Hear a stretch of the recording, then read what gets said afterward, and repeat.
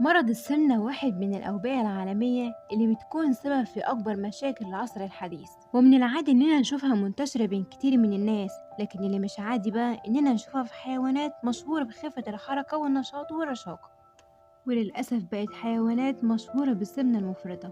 مجموعة من أتخن النمور اللي بيعيشوا في شمال شرق الصين، والسبب في وزنهم الضخم ده كمية الأكل اللي بيتناولوها يوميا، زي مثلا أكلهم للحيوانات الحية. وبدأ وزنهم في الزيادة بالتدريج على الرغم من إن الوزن الزايد ده خطر كبير على صحتهم، بالإضافة كمان لصعوبة في الحركة ومشاكل في المفاصل.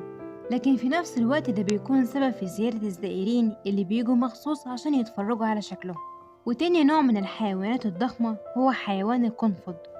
القنفذ الأوروبي اللي لمجرد ما درجة حرارته بتقل، نبضات قلبه بتقل من 190 نبضة ل 90 نبضة بس في الدقيقة، ودرجة حرارة جسمه بتقل من 35 درجة مئوية ل 10 درجة مئوية. وفي الفترة دي جسم القنفذ بيحتاج لكمية كبيرة من الدهون، وده بيكون معرض للخطر.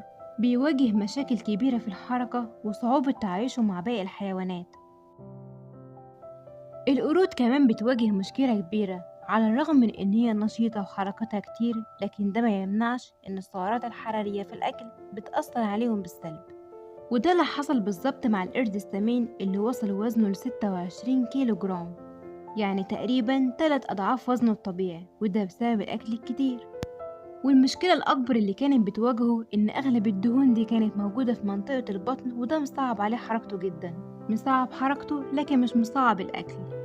وفي عام 2017 بعد الشروط اللي اكتسبها بسبب شكله الملفت، منظمة حماية الحيوان بدأت تاخد بالها منه ومن حمايته ومحاولتهم إن وزنه يقل، لكن للأسف فشل في كل ده. ولما حس بده هرب منهم، ومن عام 2019 ومحدش شافه ولا يعرف طريقه.